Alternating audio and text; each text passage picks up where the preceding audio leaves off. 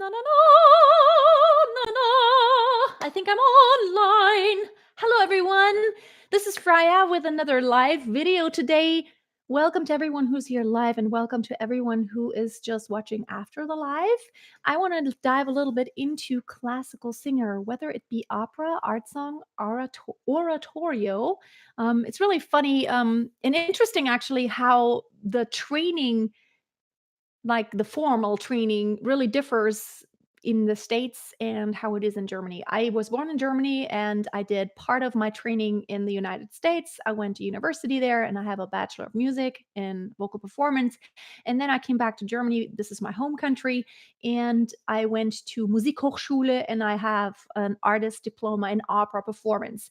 Because in Germany, you have to actually decide, you have to kind of pick whether you want to become an opera singer, that is one niche, or an art song singer or an oratorio singer. And you have to actually pick. And in the States, the way we do it there, or it's done there, it's more a very general. You learn, you have to actually, it's mandatory to do all three. So, all languages, all genres within classical music. So very interesting how that differs. I'm very grateful that I actually got to study in the States. And I went to Southern Methodist University, Meadows School of the Arts, awesome school. And I had an awesome teacher, Professor Barbara Hillmore. I love her to death. She's the best. So I want to dive into this just a bit. But the reason really why I'm going on today, I'm also going to sing a piece, an operetta piece by Lehar in a bit, or just in an a cappella version. So I want to talk about it just a bit. I have sung entire operas and I always had the lead role. And so, as a soprano, singing, when you have a lead role in an opera, you both have arias. Usually you have one or two, usually two arias, sometimes more, that are your big solo pieces. But then you're also involved in a lot of ensemble singing, meaning you might have little solo parts here and there, but then the ensemble sings with you, interspersed. And there's a story going on. And sometimes, if it's a Mozart aria, for example, you might have tons of recitativos, which I always thought they were fun because I was actually kind of good at Italian. They sound really weird when you start translating them into non-original languages. It sounds like Italian recitativo in English or in German. It's a little weird. And yeah, so the Magic Flute, by the way, is not an opera. It is a Singspiel because there's lots and lots of talking going on. And a lot of times they will do it in English, which it sounds so different. Mozart in English is like, what? But, just for the sake of people understanding. Hi from Italy. Hi back to Italy. Um, I have sung the role of Gilda in Italy, in Pisa, actually, and that was kind of fun. And yeah, Rigoletto, that was a nice production. So let's dive into opera singing. But before I do that, I want to just, those of you who are interested in learning more about my 1 month of opera class that I will be holding in the month of May, like from, why am I saying May? March 1st, which is, I think, even a Sunday. I don't care. I'm going to do it. March 1st through March 31st. So 31 days, I'm going to be teaching an opera class. There are still spaces available for registration. If you want to learn more about it, stay tuned till the end of this video, and then you can learn how to work with me. It's a one-on-one. It's both one-on-one and group. You can go right now and check it out at masteryvoice.tv/opera. But again, stay tuned till the end and I will tell you all about it, how you can be part of this very special experience. And it doesn't matter whether you're a beginner, like total beginner in opera, or intermediate or advanced professional, right? Doesn't matter. It also doesn't matter whether you're a soprano or a tenor. Of course, I can demonstrating soprano voice is a bit easier for me than demonstrating tenor voice. Definitely easier than bass. But like my teacher does this, my former teacher, she has a crazy low voice as well as a high voice, but she's like, oh, but it's all about resonance and it's about demonstrating certain principles, which I can still do it to, I don't have a male voice, but I can show you how to do it even for male voices. Okay, so the most important thing to know when using classically is, of course, that you will not be amplified most of the time. Well, nowadays they're doing a lot of amplifications because the halls are getting bigger and bigger and bigger. And singing a Mozart aria, there's not really a big orchestra normally because that was before the time of Wagner and back then in the classical period. If you have watched one of my recent videos on do you need a big voice to sing opera? You must go watch that video because I put in a lot of examples of actual singers, and you can hear the differences in voice color and the practice. You want to also you want to make just sure that you pick repertoire that is in your fach, and I think that is one of the hardest things to figure out. And I will totally look at your comments in just a bit, but I want to get through this lesson first. Picking your fach and knowing what fach you are, that is the actual cat excuse me, categorization of your voice. So there's of course just the broad, like soprano. That's very broad. There's many different kinds of sopranos. There's a depending on what role you're singing, there's different characters that require different kind of agility and voice color. Some need require very fast, agile, light and bright voices, and some characters require like very lyric, full, more darker and heavier voices. For example, La Traviata. It's very tragic. I mean, toward the end, I hate watching the end because it's just sad she dies. Who wants to see that? I mean, it's just like, okay, big heartache and full lyric soprano. Oh my goodness, I could not sing Traviata because it's not that I couldn't sing the pitches. I can sing those pieces, but need like a big honking voice there and need like all those lyrical long lines. Big honk. That's not me. I'm a soubrette slash lyric coloratura. Soubrettes.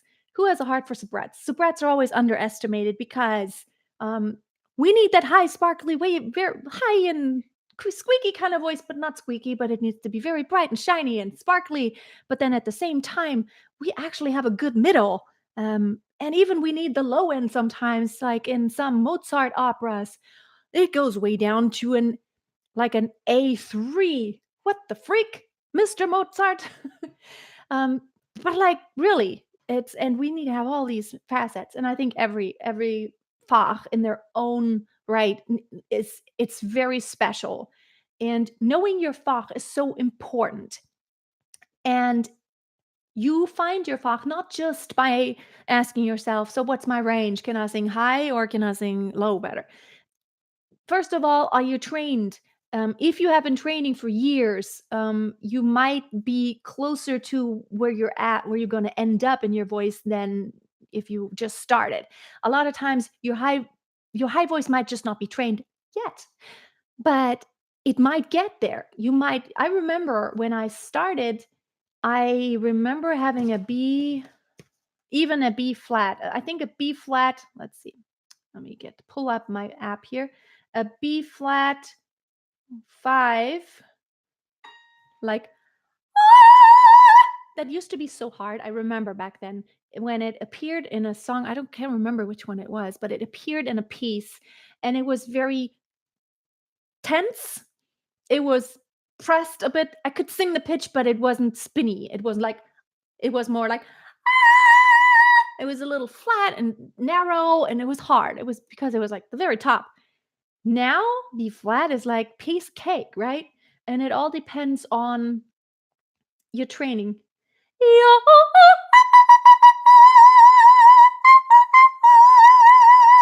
So, are you trained or not? So, but the most important thing is always knowing that self-studying opera can be really dangerous. Let me tell you why. Self-studying classical singing. So, classical singing, what is important is that level of accuracy. And that's why I believe classical singing having some form of training of classical singing will benefit any singer who wants to sing anything, whether it's jazz or pop or gospel or rock or metal. It doesn't matter because you get to a whole different level of accuracy that is required and necessary in order to sing classical music. Number one, enunciation. Number two, shaping, compression, support. I mean, it's a whole different level of like how hard you have to work to make it all right because it is all about singing perfectly without any technical aids. Just stand there and all you have is your body. That's all you have. And hopefully a space like a room or a hall with halfway decent acoustics that don't swallow up everything you do, which is really hard when it does have that. I've had to do some auditions, not in like the theater, but where they actually just had a room with carpet, and that's horrible. So the space where you practice is definitely important. What is my highest note? Can I hit whistles? Can I tell you I used to have to do whistle register, but I haven't trained it for years cuz I'm not in professional opera anymore now. And if I started practicing, I probably could do it again. But at this time, I sing so much pop and I sing so much jazz and rock with bands that I don't really practice my classical voice enough. And that's kind of, you're going to lose those top notes the quickest. And yeah. So, but again, what is so essential, you don't start with the high pitches. You start with a very solid middle to high voice where you want to pay attention to nice resonance. Okay. And I'm actually going to sing a piece here, if y'all don't mind, just to illustrate a few things. You want to pay attention to the detail. I'm going to sing a piece from Franz Lehár, Meine Lippen, sie küssen so heiß. It's a German piece and it's from an operetta. And which one is it? Is it Marietta? I can't remember now. Okay, so German piece, yes. There we go. Ich weiß es selber nicht, warum man gleich von Liebe spricht. Wenn man in meiner Nähe Augen schaut und meine Hände küsst. Wenn man an meiner Nähe ist, in meine Augen schaut und meine Hände küsst. Ich weiß es selber nicht, warum man von dem Zauber spricht.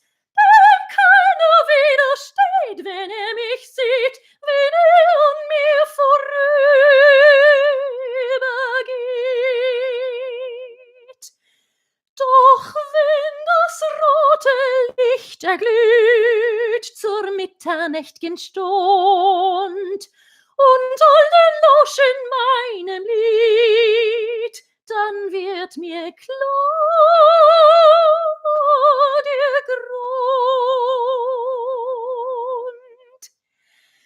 Meine Lippen, sie küssen so heiß, meine Glieder sind schmiegsam und weiß.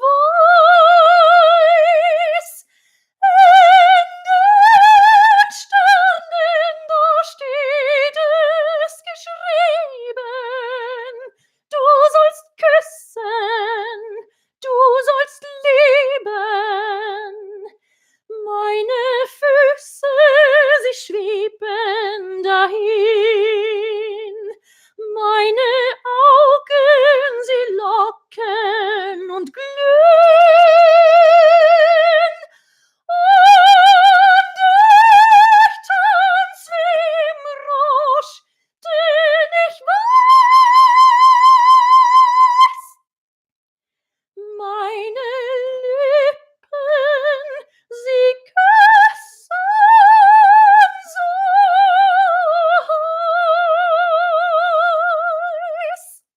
that was just like one verse of that. I just want to kind of demonstrate. It's really all about control, pitch accuracy, perfect enunciation, and of course, finding that ping in the voice to where it can carry above an orchestra. This particular piece, I have actually sung with both a normal orchestra and a brass orchestra. And let me tell you, singing above a brass orchestra without having amplification is really tough. Um, and that's why, thank you so much, everyone. I will totally read your comments in just a minute. But in That's all we work on. And that's why I know that classical singing will benefit everyone. Here's the caveat. As a female singer, when you sing classically, as you just heard, I sing in full head voice, but like a lot of classical singers, they can't get off that they can't get off the head voice anymore. So then a lot of classical female singers, they will go, give me one moment in time. Not appropriate. That needs to be sung in chest voice. Give me one moment in time when I'm racing with destiny. No, I'm too high. It's actually lower, the song. It's not quite as high. It's just not quite the right voice color. But classical singing will still benefit you because you strengthen your vocal cords so much. And that degree of compression and that inhalare la voce is so much more than you could ever really do in any other genre, because of the fact you have to carry above all the other music. Um, so now I would like to tell you about my 1 month of opera class. If you would like to work with me, that would be the perfect way to work on your classical voice and really get yourself ready for just having this solid technique, no matter whether you're a beginner, intermediate, or advanced singer. If you've never done opera, but you have done lots of other music, it's perfect. And if you have done some classical, but you would really like to brush up, perfect also. Um, so, this is how the class works. Um, it works much like my 4 month masterclass, except I wanted to make this just an experience where you could just like, okay, commit for 1 month and just to get this nice basic training that you can then take with you and do whatever you want with it, whether you want to dive deeper into classical or continue on pop music or jazz. I wanted to keep this to where you don't have to commit for a very, very long time. So 1 month, March 1st, we will start. And this is how it's going to go. Every single day, you're going to be in a private Facebook group that I'm going to invite only those participants of the 1 month of opera class into. And in that private Facebook group, whenever you have time on your schedule, every single day, if you want to, whenever you have time on your schedule, you can record a video and it's totally enough. All you need tech wise is just a phone. And so you can just record yourself, just, like set up the phone and record yourself, post it into our group. And if you post into our group, it's a private group. That's why no one else on Facebook can see it. No one else can get into the group except I approve them into the group. And only the people who are going to be in the opera class are going to be in there. So it's a safety zone. And that's what's so valuable. You can experiment. And what's important is to post. I will give you exercises. I will give you weekly assignments and challenges that you can work on, basic stuff.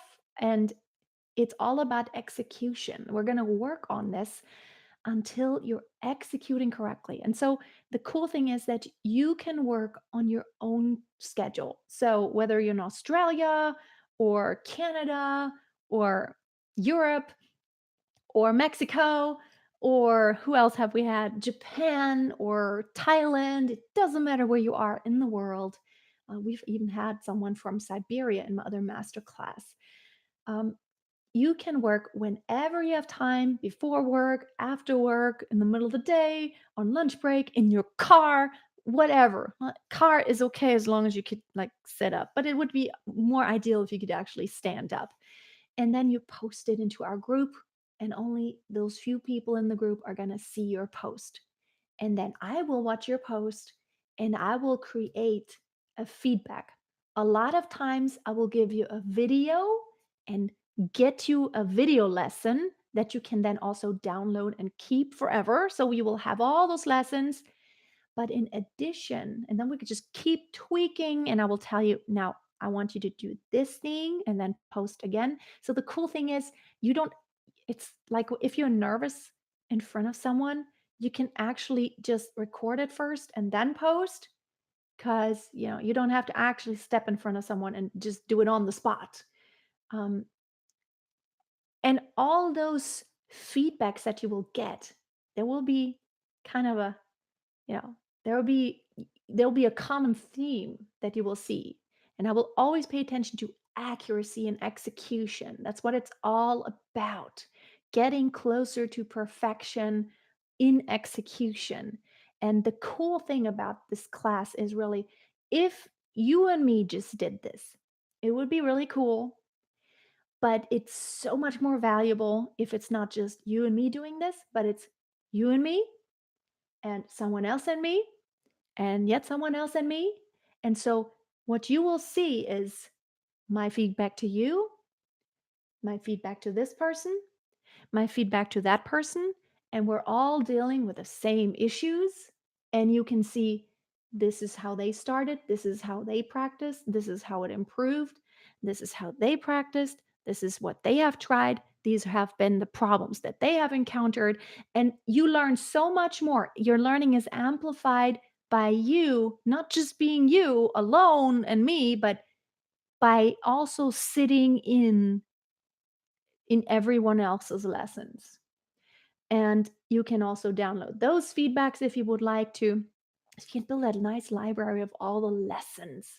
And that, so like I say, it's not live. It's so 7 o'clock in the morning, Monday morning, or Sunday morning, you could just post your video.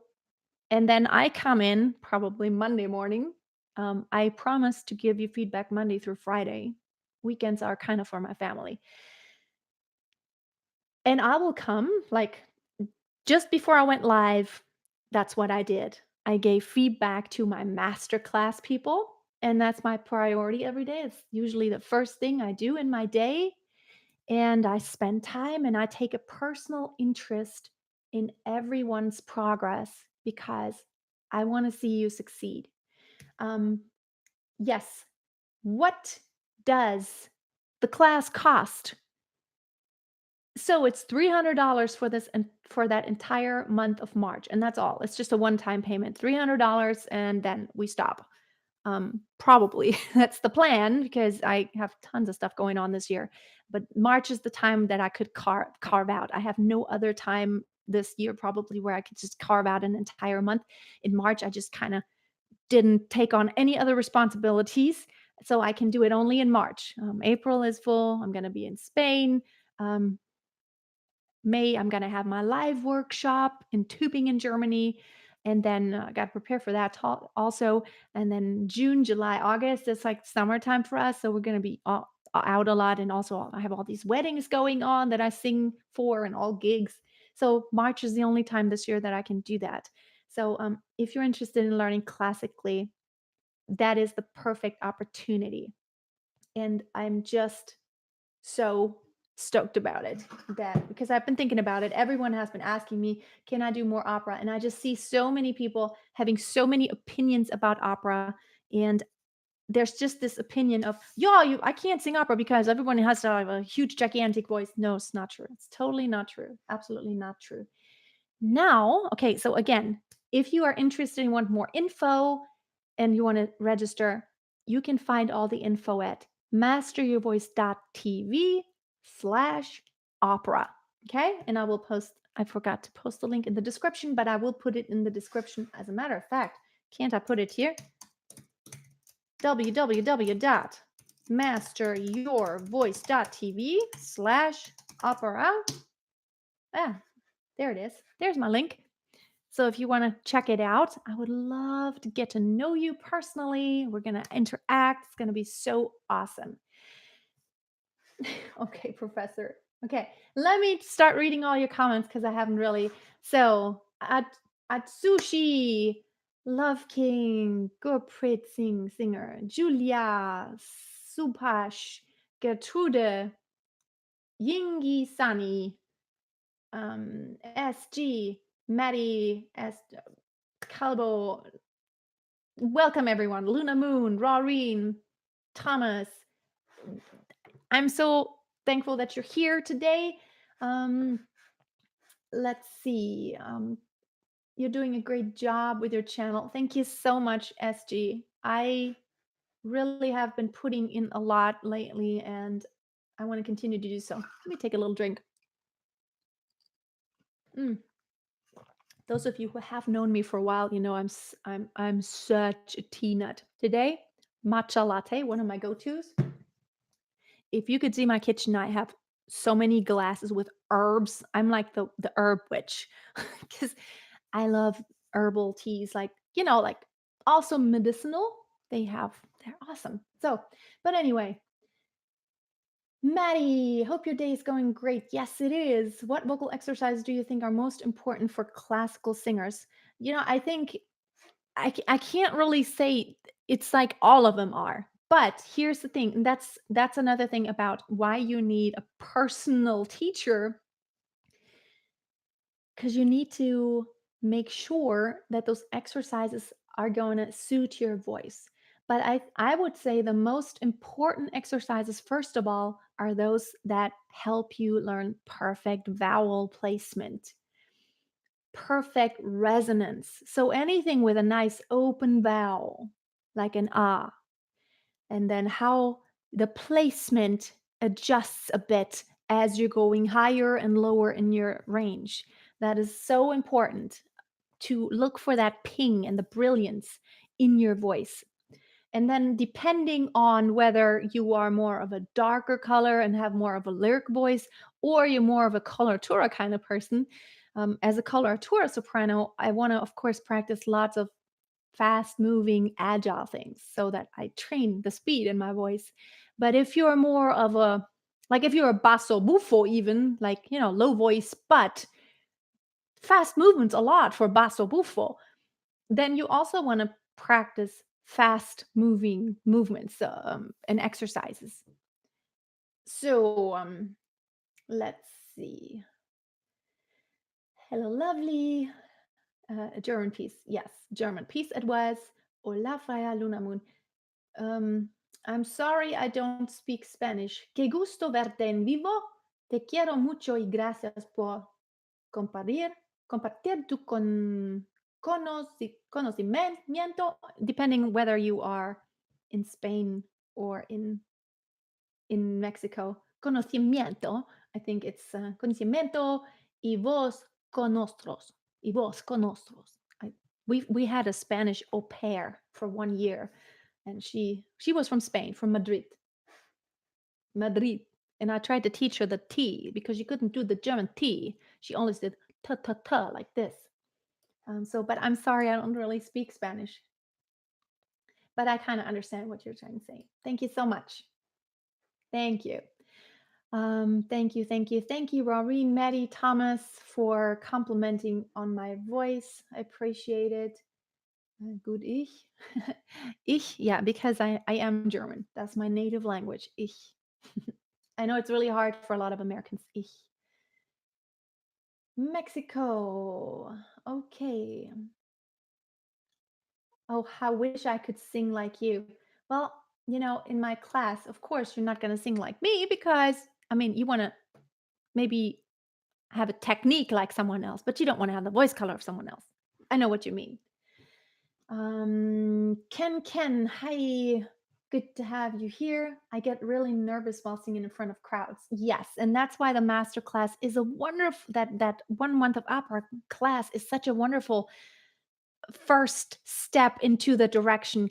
We have someone in my big 4-month masterclass who was so shy at first to do like to record anything on camera and even post it. It was she it was nerve-wracking to her.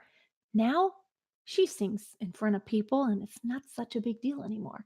And like posting in class, it's easy. And speaking in front of class, so much easier. And like her confidence level, just because of being in the master class, has gone like boom, way up here. You would never think that she used to be so shy and nervous in front of people. And that's why, that's why it's so cool to have that class as a safe space. Because, it's only going to be positive feedback and motivation and inspiration. You would love it. You would love it. You would love it. I know it. I know it. I know it. Um, the video right here is live right now. Yes, definitely is live right now. Hello, is it Istvan? Hello. And what vocal exercise do you think are the best for climbs? I did answer that just now. How to attack the note correctly? Well, it really depends. Like attack. You mean like the onset? I have made a bunch of videos on onset and offset, depending on whether it's a class, what am I saying? Whether it's a glottal, like ah, you don't want to make it too harsh, even if it is a glottal sound, because you don't have really good control when you just have this the glottis smashing together. But of course, you also don't want to not a good onset. So the best way to onset a pitch is to have as much in place as possible, meaning openness, support, space. It's all there. Support is there. Everything's ready to go. And then you start the pitch. Don't start first and then go, oh, I didn't have support. So make sure everything is in place before you begin vocalizing. So it's more like, and then you can have that clean onset. Kim Leonie, yes, I am German, but I lived in the States for several years. And I actually, I studied vocal performance in Texas, in Dallas. Yes, how to hit and belt high notes. Okay, I got tons of videos about that. Tons of videos. Spanish is like a man. Really? In what sense? That'd be very interesting to know. Sorry, didn't mean to put the same question twice. Okay, no problem. No problem. We love you, Freya. Oh, thank you so much. I love you all too. Do you have any advice for singers wanting to grow YouTube as solo singing artist? Okay. I think the most important thing I can say as far as YouTube goes is do what you love, be authentic, and be consistent. So that, you just have to be consistent. You can't put videos out once and then don't put videos out for 3 weeks, and then kind of you have to make your audience want to come back for more. And you really only can do this when you're authentic.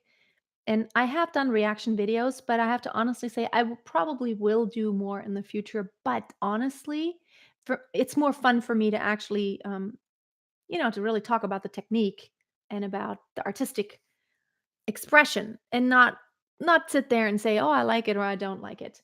And also, I like to be honest. And there's a lot of people out there who, like, if I say something bad about someone, which I'm not saying I'm oh so perfect or I'm the best singer in the world just because I'm giving some piece of critique. That there's a lot of opinions out there. But I enjoy most teaching people about singing technique and expressiveness and musicality. That's what I enjoy most. And of course, I love to, like, just to perform myself.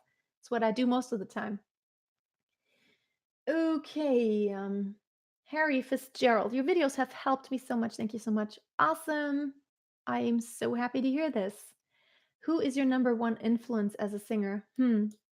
I think I have a lot of old time influence. Iliana Katrubash, I really adored her. I used to adore her. I still adore her. Um, if anybody knows, she like in the 60s and 70s, maybe a little bit of 80s.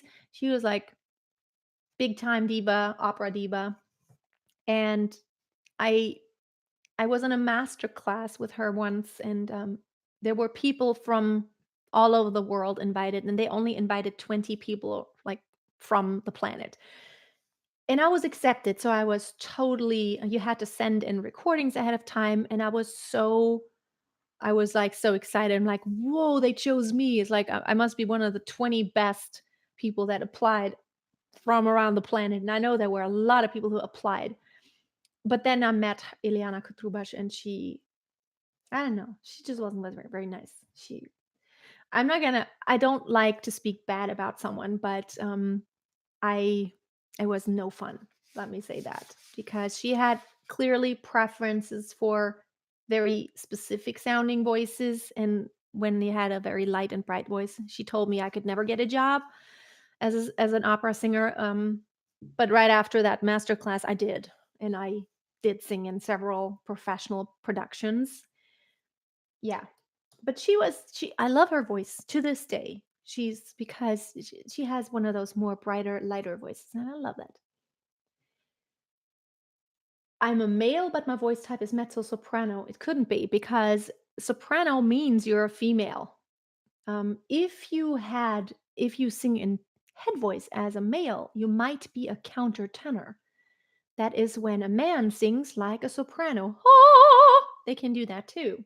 You might be a countertenor if you're really good at singing in full head voice. And there is repertoire. A lot of Baroque, old Baroque repertoire has countertenor parts.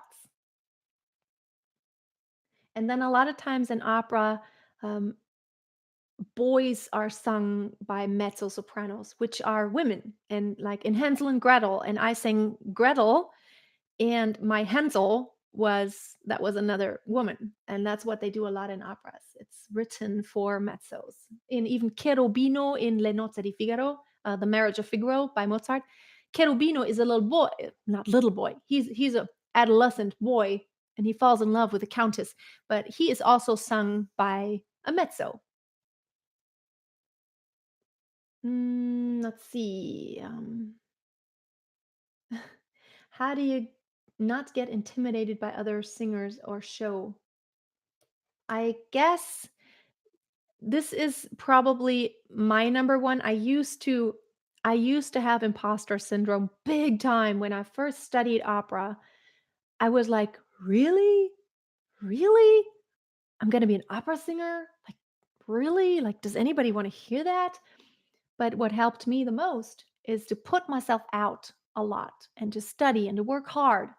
And the more and more, like I have to tell you honestly, I think almost 100% of the time that I have performed anywhere over the past 25 years, I have always gotten extremely positive feedback.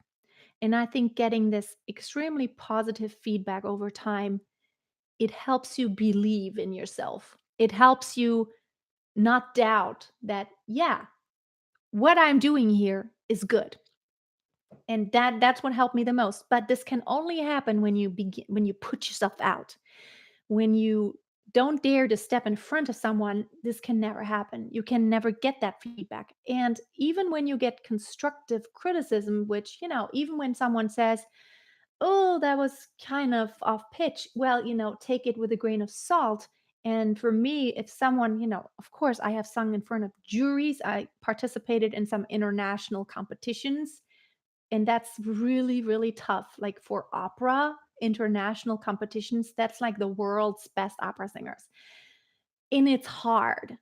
And so, of course, I got criticism there. And they didn't always say, "Oh, everything's just so beautiful." No, because they weren't there as the audience. They were there to find like the slightest imperfections. But I always loved getting those feedbacks because it, I asked myself, okay, is that true? Or is it just an opinion? Is it just they like a certain kind of voice or not? Or is it really something I really need to work on a lot? So that's what really helped me. we will get a group class with you with your will we get a group class with you with your classical master class? Um, well, like I said, you will actually get a personal video with you. It's not going to be live, but I'm going live. I'm going to be live in our group and I'm going to teach you lessons. But you will get personal feedback. So I will watch your video and then I will personally give you the feedback. Okay. And we're actually going to have one live meeting where we're going to see each other. We're going to use Zoom. That is a software, it's free. And we are going to see each other so we can actually meet up. Okay. We're going to do this once. Probably toward the beginning of the class so we can kind of have a good idea who everyone is. But because everyone is in a different time zone, it's going to be so difficult. It doesn't work. So that's why everyone can just pre-record and post. And I will every single day, as much as you want, I'm going to give you personalized feedback. That's just for you. And it doesn't work any other way because if I just generally tell you, and it happens in my other masterclass all the time, I do post weekly challenges and then I want everyone to post how they execute. And a lot of times, 95% of the time, it's not exactly executed correctly. So that's that's why I need to check up. I need to check up on you if you're even doing it right. And I need to, like, after your first video post, I'm gonna have a good idea and I'm gonna give you kind of a plan. It's like, okay, this is what we're going to work on here. And this is step one, and then we're gonna have the next step and add the next layer. It's really layers. You like my nose? Thank you. Well, it was very expensive. They did a good job, didn't they? No, it's real. It's real. Maybe voice quality depends on the shape of the nose. No, not really. Of course, everything depends not just on the shape of the nose, but all like on the shape of like this entire range here. Like anything that can be involved in resonance. And that's why everyone sounds different. But that's not to say, like, if you have a nasal sound that you can have a nasal sound even when you have you can have a non-nasal sound even when you have very narrow nasal passages. Even if I hold my nose, you can still sound open. Of course, not on nasal sounds because then the air can only escape through the nose. But even in head voice, see? Doesn't change a bit. Just because I'm not singing through my nose, but I'm using the resonance here. Can you give Leslie? Okay, it's been 43 minutes. I need to wrap up. Got tons of work to do still. Can you give me some advice on how to execute trills? Okay, trills. Here's really quick. Trills in vocal terms, trills aren't going to sound the same like on piano because a piano is a percussive instrument, and also most other instruments you can actually change very abruptly from one pitch to the next. The voice works more like not so much in steps, but in waves. So you want to, of course, start slowly.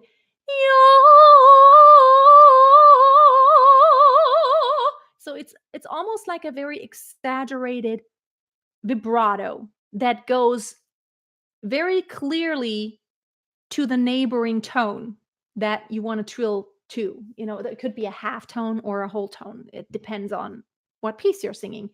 But do it slow.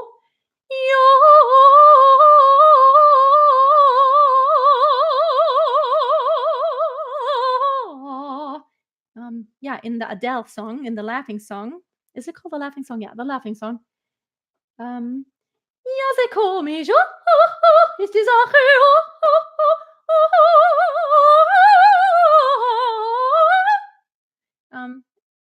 It's a little higher than that. We will be collaborating with other students. Will we be collaborating with other students and singers in the group class? And do we get to pick the songs we'll be working on? Well, definitely. You can collaborate with the others. That is part of the fun. But really, it's not it's not the collaboration part. It's more of like being in the same boat and exchanging, like, you know, opinions, thoughts, motivations, and like, this is what I've learned. Oh, I think you sound really great here and you've improved. It's really more about having this aspect of supporting each other. And of course, you could do anything you want together. You could do anything you want. Like, that's why I do these master classes, because like, you tell me what you need, I'll do it. Really. But most likely I will tell you what I think makes sense, and then you can tell me, but I think I would learn better this way or that way. But the way I'm doing it is really by posting in the Facebook group, and about picking the songs you're going to be singing. Of course, you can pick something, and then I can tell you if I think this is a good choice for you after getting to know your voice a bit. Of course, I need to hear you first. Or I could tell you, this is great for you, or maybe, I wouldn't pick this at this time, maybe eventually, but for now, and that's why I really need someone who knows a little bit about repertoire too. You could you could really use a piece in order to work on a very specific issue. And you need to pick a piece that is going to help you achieve what you want to achieve and not hinder you. Oh, right. I need to try to wrap it up here. What is vibrato, and what is a tip you beginner as beginner to learn? Oh, what tip I can give a beginner? Please search YouTube for Freya Casey vibrato. I did 2 videos recently where I went in depth. The first one is called How to Develop Vibrato, and that is really how to actually start doing it. And then I recently did another one about, how to, like, when do you do it? When does it make sense? But search it. I made several videos about vibrato. I probably made 10 videos about vibrato at least. So, awesome, Gabriela. Well, you're very welcome. Thank you everyone for hanging out. Again, the link is masteryourvoice.tv/opera. We will start on March 1st, 1 month of opera. And if you want to join me, join now. I have limited spaces because I want to keep it a small group. Um, in my other master classes, we have, I think, 18 or 19 people, but this is going to be 10 limit. 10 is the limit, because I really invest a lot of time in every single person, and lots of posts probably, and lots of feedback from me. So I probably spent quite a bit of time in there. Thank you, everyone. Have a cup of tea, chill. That's very important. Don't stress, because that affects your voice in a very negative way. And I do hope to see you soon.